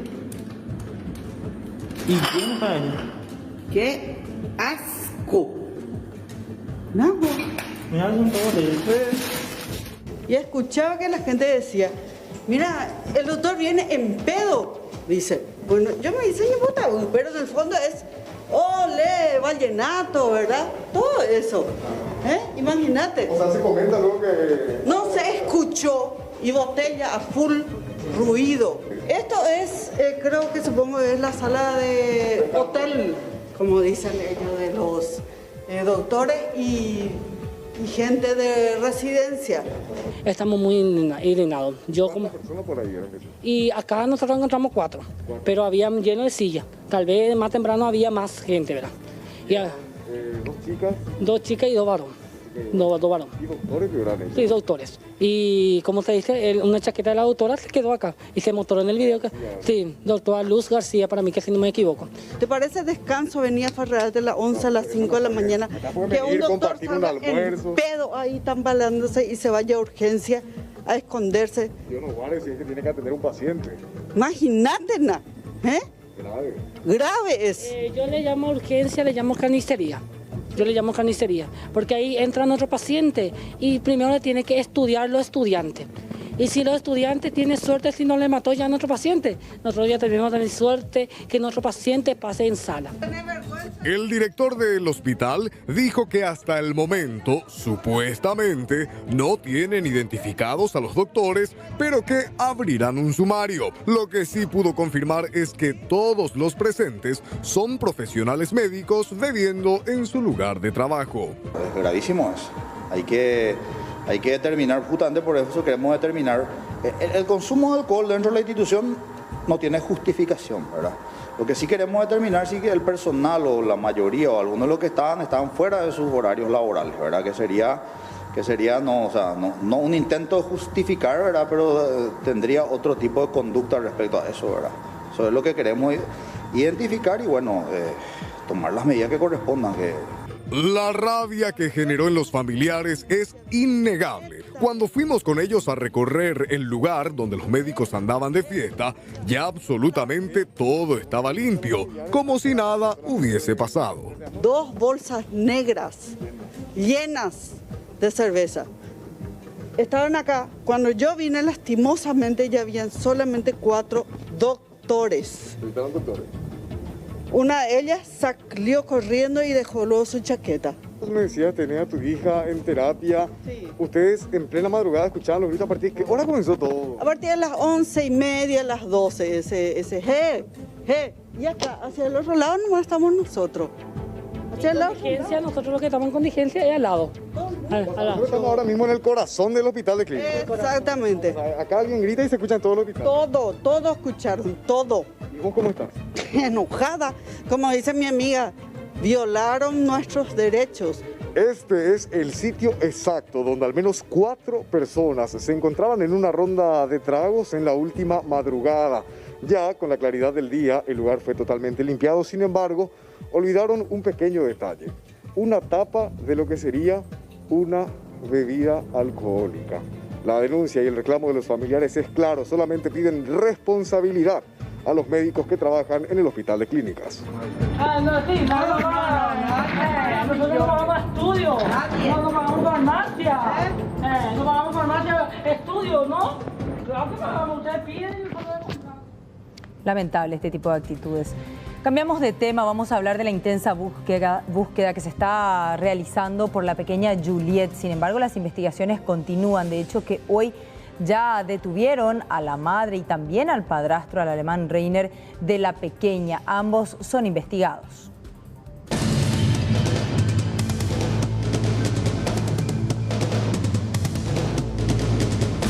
Liliana Zapata, madre de Juliet, y su pareja Reiner Oberhuber fueron detenidos en el marco de la causa que investiga la desaparición de Juliet Ledromaguet, de 7 años. Los fiscales Carlos Maldonado, María Irene Álvarez y Gideón Escobar los imputaron por violación al deber de cuidado y abandono. Principalmente se basaron en el informe de 78 páginas presentada por el Departamento de Homicidios de la Policía Nacional e Investigación de Delitos del Departamento de Cordillera. El día sábado dispuso la detención de la madre y el padrastro. El día de ayer solicitamos el allanamiento correspondiente y esta madrugada ingresamos para hacer efectiva esa detención. Se confirmó, por lo menos en base a lo que hablaron los testigos, las personas convocadas, que había maltrato hacia Juliet. Sí, y en tal sentido entonces este equipo de fiscales consideró pertinente decretar la detención y en el transcurso del día oiremos la indagatoria. De la casa se levantaron varias evidencias, como 3 armas de fuego calibre 9 milímetros marca Glock, un arma blanca tipo katana, 2 palas, una remera con presuntas manchas llamativas pertenecientes a la pequeña, un calzado deportivo sin par, entre otras cosas. Lo llamativo del caso es que Juliet supuestamente estaba jugando casi enfrente de la casa, no obstante la madre no se percató que la niña no estaba. La planta de Mamón es donde, que queda frente mismo a la vivienda, es donde se encontraba jugando según la madre. Entra al interior de su domicilio para bajar la cortina de la ventana. Al salir escucha el ruido del motor del vehículo de Reiner ingresando a la propiedad. Ese ingreso queda hacia la parte posterior de la vivienda en este caso. Entonces, al escuchar el ruido del motor, entonces ella dice que gira la cabeza como para indicarle a Juliet que vaya hacia la casa porque estaba entrando Reiner.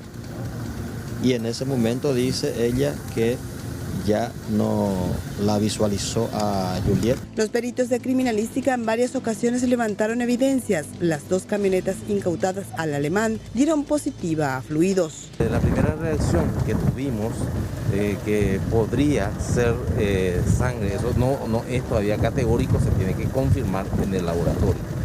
Se levantó de la parte de la estructura anterior izquierdo, vértice inferior. Sería, de la camioneta sería en esta zona, parte inferior. Y acá, pero abajo. Abajo. Sería del spoiler. Detrás del spoiler. No. Delante del spoiler, la parte antes.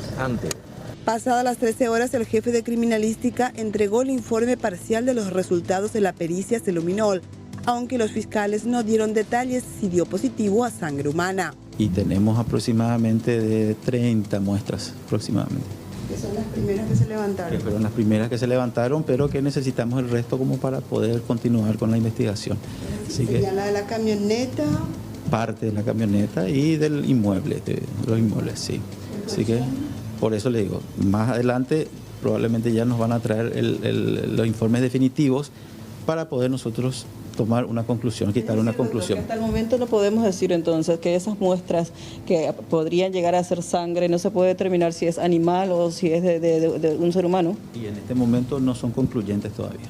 Posteriormente, el comisario Rodas confirmó que dio positivo a sangre humana en el lugar donde supuestamente la niña jugaba con las cabritas, en las sábanas pertenecientes al padrastro y la madre, y una gasa que encontraron en un basurero de la vivienda. No obstante, con pruebas de ADN recién se podría confirmar si son de la niña. La madre de Juliet y su padrastro ya se encuentran detenidos antes de ser trasladados a sede del Departamento de Investigación de Delitos. Fueron sometidos a estudios físicos. Bueno, la madre continúa en la fiscalía. Judith, eso nos hace presumir que está prestando declaración ante la representante del Ministerio Público. Bueno, querido Carlos, todo indica que la diligencia aquí en la Fiscalía está para rato, teniendo en cuenta que hace cuestión de minutos aproximadamente salía el abogado defensor de la pareja, Max Narváez Mato, a anticiparnos que aparentemente van a pedir la suspensión de la audiencia declaratoria debido a que el mismo supuestamente todavía no accedió a la carpeta fiscal, carpeta que por cierto, según su parecer, es bastante voluminosa y que él preferiría primeramente interiorizarse todos los detalles acerca de la imputación a estas dos personas, la madre Juliet, así como también el padrastro, para poder finalmente ejercer la defensa. Ahora, está en manos de la Fiscalía decidir si es que se va a atender o no este pedido. Por cierto, siguen allí adentro, hace 2 horas ya aproximadamente que ambos se encuentran allí. Según la información que nos tiraron desde adentro, ahora está con los fiscales el padrastro, el señor Reiner Oeruber, quien entró después de la madre de Juliet. Vamos a ver si es que finalmente decidieron declarar o no, o si de todos modos la Fiscalía va a mantener su postura, o si se va a pasar para otro día, va a depender. Lo cierto es que ya incluso nos están mencionando que mañana de todos modos tendrían que comparecer ante el juzgado jurisdiccional la pareja por la imputación que se le aplicó a los mismos. Seguimos aquí. Todavía no hay movimiento adentro que nos dé indicio de que ya van a salir. Incluso nos decían los agentes del Departamento de Investigación de Homicidios que Reiner sigue con los fiscales. Por cierto, destacar que hace cuestión de minutos la Fiscalía emitió un comunicado pidiendo la colaboración de la ciudadanía para tirar información, cualquier información que pueda ayudar a la localización de la pequeña Juliet. También, por supuesto, se comprometen con la confidencialidad para que, por supuesto, se siga haciendo difusión del caso y que la gente no tenga miedo en colaborar. La fiscal María Irene Álvarez, la que precisamente está encabezando la investigación, es la que hizo este lanzamiento del comunicado para que la ciudadanía pueda colaborar. Esta es la situación, Carlos, compañeros de la audiencia. Seguimos aquí en la Fiscalía Zonal de Emboscada, donde en este preciso momento está la madre de Juliet y el padrastro prestos aparentemente para su declaración. Vamos a ver, pero aparentemente la recomendación por parte del abogado defensor es otra. Bueno, excelente, Judith. Vamos a estar muy pendientes. Reiteramos, todavía una noticia en desarrollo y también aguardando a ver cuando la Fiscalía y la Policía presentan detalles, resultados de esta investigación en base a lo científico, porque hay muestras, evidencia, para tratar de entender, porque hay muchas preguntas. ¿Qué pasó con ella? ¿Qué hicieron con ella? Bueno, son respuestas que solamente los investigadores podrán dar en el transcurso de esta pesquisa. Judith, gracias, buenas noches. Buenas noches. Hacemos una breve pausa, ya volvemos.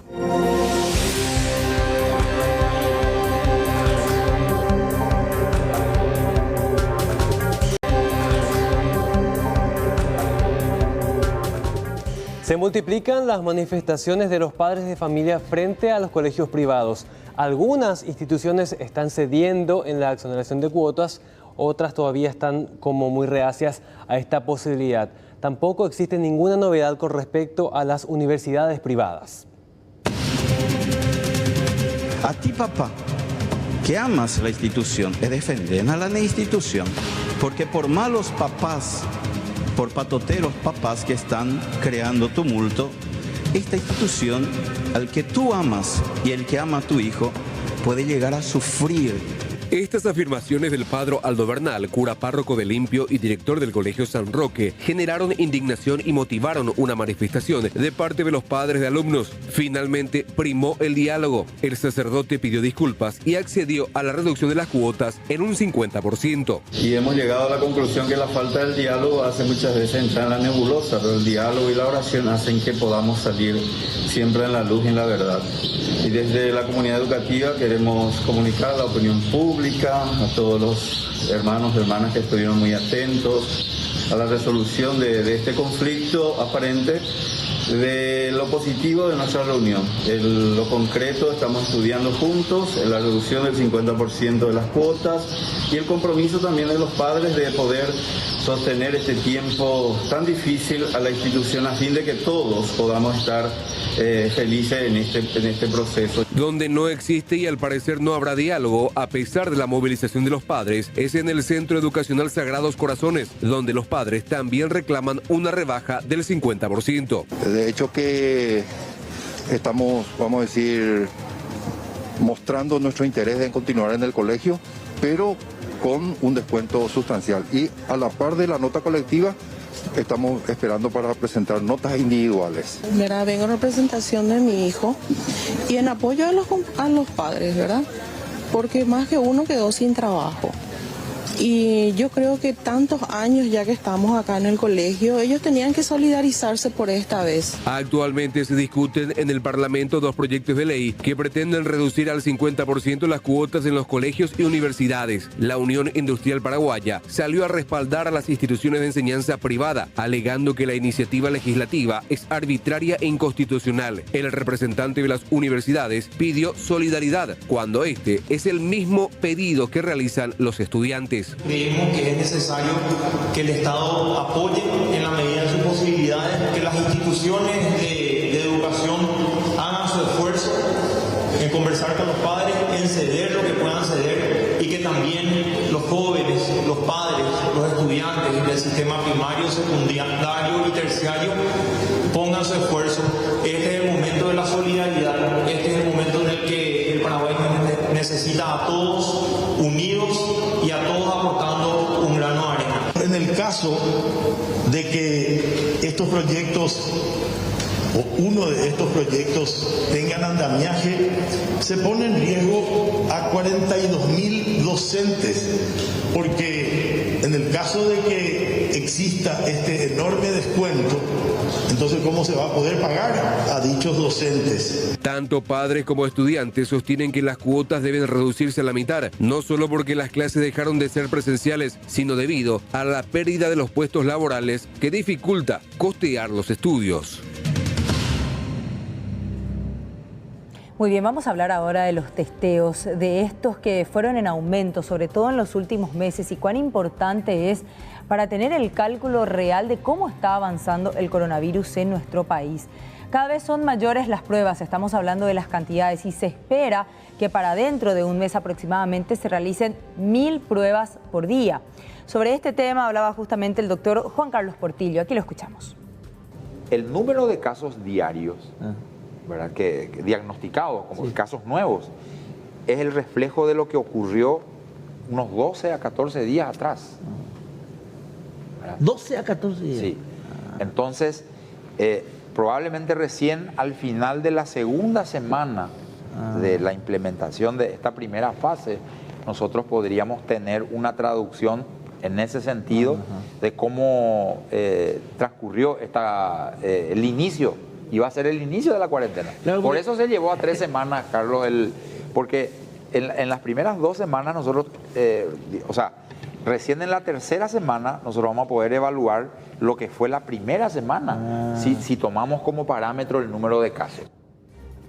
Bueno, vamos hasta la zona del Alto Paraná, de lo que ocurría, la violencia con la que delincuentes atacaron un comercio, se robaron dinero, pero posteriormente la policía alertada y se inició una persecución que terminó con un delincuente abatido, el chofer que conducía el vehículo en el que huyeron detenido y el resto también de la banda. Esta es la crónica que viene de la zona de Mingaguazú.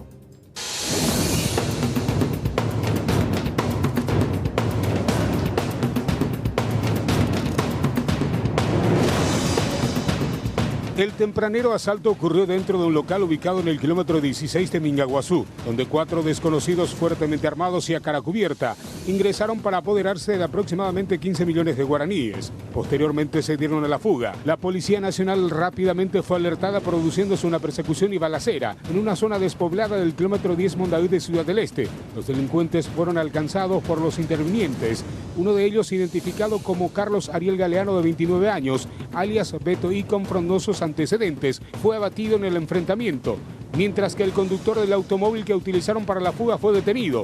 Se trata de Carlos Velázquez Argüello, de 29 años, con algunas evidencias del atraco. Hubo una llamada a través de frecuencia policial donde nosotros estábamos cerca del lugar. Gracias a la rápida reacción que hicimos, al llegar al lugar ya encontramos cuando estaba abordando ellos el vehículo, a percatarse de nuestra presencia, la presencia de la patrullera móvil 80. Empezaron a efectuar disparos intimidatorios hacia la patrulla, donde se generó una persecución en kilómetro 15, hubo otra vez un enfrentamiento. Ahí ya hubo intercambio de disparos contra los personal policial a mi cargo. Y de ahí entraron en kilómetro 14 en Mondaví y vinimos en persecución hasta por la ruta alternativa hasta kilómetro 10 Fondo, donde aparentemente 3 personas se bajaron y se internaron en el bosque, donde fue abatido uno en el lugar y el otro chofer que fue aprendido en el lugar. Carlos Ariel Galeano Duarte, con antecedentes de robo agravado, homicidio doloso y tiene orden de captura preventiva por un caso de robo agravado. ¿Esa es la persona abatida? Esa es la persona abatida. Incautada en poder de él una escopeta 12 que se encuentra en el lugar todavía, esperando a los personal especializados. 2 de ellos lograron escapar cruzando el río Mondaví Ganado y los demás cómplices también cayeron en las redes de los investigadores. Roberto Fariña Ledesma, de 40 años, supuesto logística, y el guardia de seguridad del local afectado, Hugo Javier Cabrera Martínez, de 29 años, quedó aprehendido. Sería quien brindó informaciones a los delincuentes.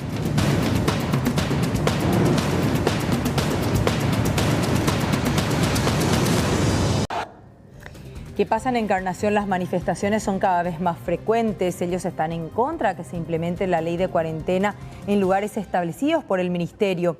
Quieren evitar que cada vez más gente contagiada llegue hasta su departamento.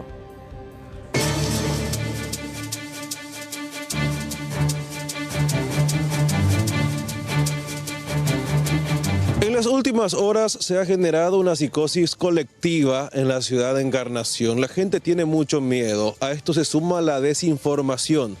Los grupos están en contra de que en Encarnación se habiliten albergues para los compatriotas. Esto es lo que pasaba frente a un conocido hotel del sur del país, en donde más de 20 personas están realizando su cuarentena.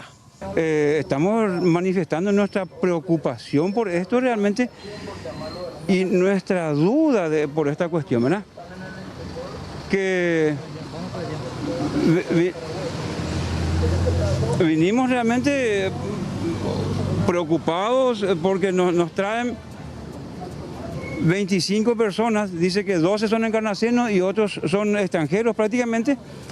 Realmente me extraña que en un lugar donde no hubo ningún control sanitario, la 7ª región, en este lugar no tiene ni siquiera una alfombra sanitaria, no vinieron a fumigar los bolsos, no vinieron a hacer nada ellos.